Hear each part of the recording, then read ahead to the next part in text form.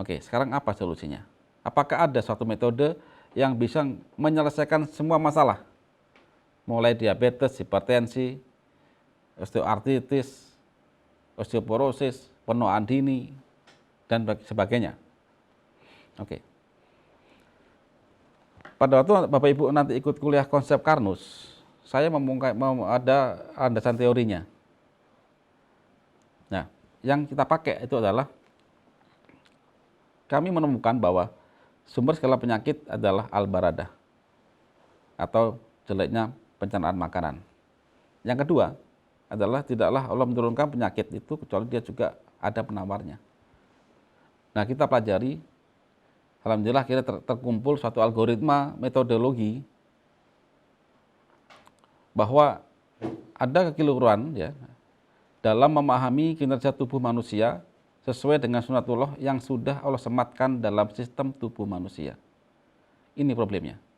Kami mencatat ada kesalahan dalam memahami kinerja tubuh manusia sesuai dengan sunatullah yang sudah Allah sematkan dalam sistem tubuh manusia.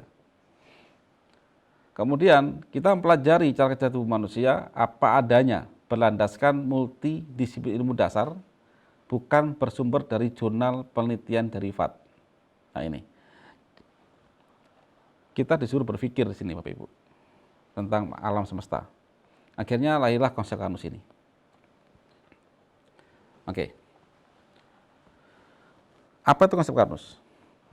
Konsep Karnus adalah pengembalian pola hidup manusia berdasarkan kodratnya yang sudah disematkan oleh Allah SWT, mulai dari aktivitas sel sampai aktivitas tubuh manusia. Jadi begini Bapak Ibu, seperti Bapak Ibu beli handphone baru ya, handphone baru seperti ini. Saya punya handphone yang saya pakai buatan pabrik tertentu. Nah, jika saya mau merawat dia, otomatis saya harus baca buku panduannya. Buku panduan yang mengeluarkan tentang perawatan handphone dan cara pemakaian itu adalah otomatis yang buat pabrik handphone ini. Nah, saya baca di situ. Saya baca, maka saya bisa merawat handphone ini. Nah, dengan cara yang sama, maka kita harus tahu tentang bagaimana cara kerja manusia. Karena manusia dan alam semesta dibuat oleh Sang Pencipta, maka diminta oleh Allah berpikir. Dan ada ilmunya di sini, dan sudah Allah tampakkan semuanya sejak kita belajar pada dunia modern saat ini, era modern ini ya Bapak Ibu. Sejak kita belajar tingkat SD sampai SMA minimal, di situ jelas. Pada waktu kita mempelajari kimia, fisika, biologi, itu akan termaktub semuanya, dan itu terjadi pada tubuh kita dan juga di alam semesta ini. Nah, coba saya kaji dulu di sini overview.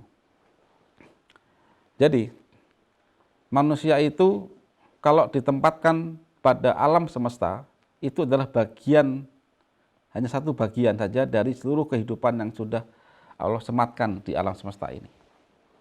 Kita lihat di sini. Awalnya hanya ada oksigen, ada CO2, dan Allah sematkan di bumi ini tanaman. Dan ada matahari. Sekarang amati ya. Seluruh zat makanan yang masuk ke tubuh kita itu adalah gabungan dari unsur-unsur dari oksigen, karbon, hidrogen, ya air dari air, dan juga nitrogen. Yang awalnya mereka terpecah-pecah, ya, di mana mereka awalnya individu-individu sendiri. Kemudian oleh tanaman itu dengan bantuan foton elektron dari matahari, maka dia terjadilah reaksi penggabungan tadi, redoks ya, redoks, terbentuklah trigliserid, terbentuklah protein, dan terbentuklah karbohidrat. Mereka namanya adalah polimer, ya kan? Kemudian hasil-hasil dari tanaman ini akan dimakan oleh herbivor, kemudian herbivor itu akan tumbuh, sebagian dimakan oleh manusia, sebagian oleh karnivor, ujung-ujungnya, ingat, ujung-ujungnya, baik herbivor, karnivor, atau manusia, itu ada ampas, namanya feses. yang akan dimakan oleh mikrobakteri atau makhluk bersel tunggal yang berfungsi sebagai dekomposer, yang akan menjadikan molekul-molekul bebas lagi dan terjadi siklus di tanaman ini. Kemudian yang terjadi di dalam tubuh manusia itu kita amati ya, dari polimer ini akan dipecah menjadi suatu energi, kemudian jadi feses polimernya pendek oleh bakteri, jadilah unsur bebas lagi. Jadi apa artinya semua di sini, Bapak Ibu, di alam ini, di alam semesta ini adalah awalnya nitrogen, karbon dioksida, oksigen, air, itu masing-masing molekul tadi itu low energy, kemudian digabungkan oleh tanaman menjadi rantai yang panjang polimer. Makin panjang polimer tadi itu makin menyimpan banyak energi di situ. Dipotonglah oleh tanaman, kemudian oleh kita, tubuh kita, oleh hewan. Sebagian potongan tadi menjadi energi kita untuk hidup, bergerak, dan sebagainya. Sebagian ampas tetap menjadi feses. Feses kemudian diolah lagi, dipecah lagi karena dia masih agak panjang di situ, ya, menjadi unsur bebas lagi. Dan balik tanam lagi dibantu oleh matahari. Nah, di sini. Nah, manusia itu terdiri dari sekian triliun sel kemudian kita nanti ada waktu Bapak Ibu kuliah Konsekarnus, kita akan jelaskan ini semua ini. Intinya apa? Bahwa manusia itu makannya adalah polimer, tapi sel butuhnya monomer di sini. Jadi pada waktu kita sudah menempatkan manusia di alam semesta tadi, manusia itu hanya bagian kecil dari seluruh kehidupan.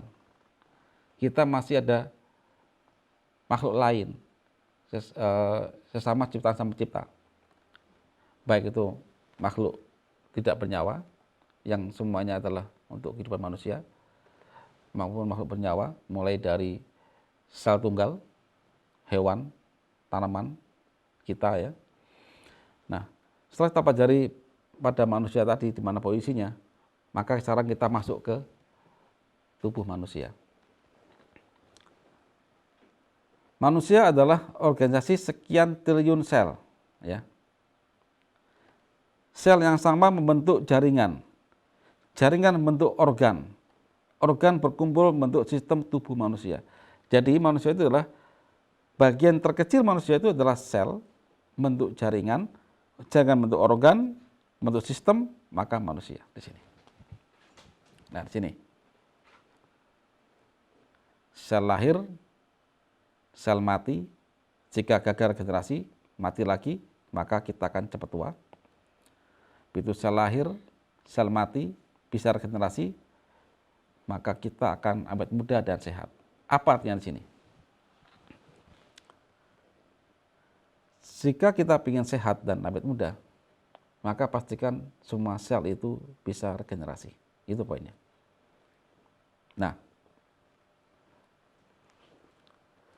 pada dasarnya manusia diciptakan oleh Allah SWT sedemikian super canggihnya.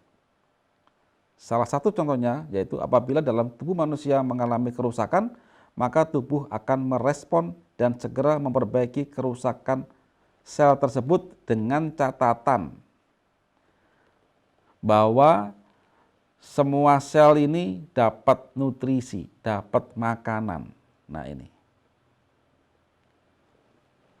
Manusia yang sehat adalah perwujudan dari sel yang sehat. Sel yang sehat butuh dia nutrisi atau makanan.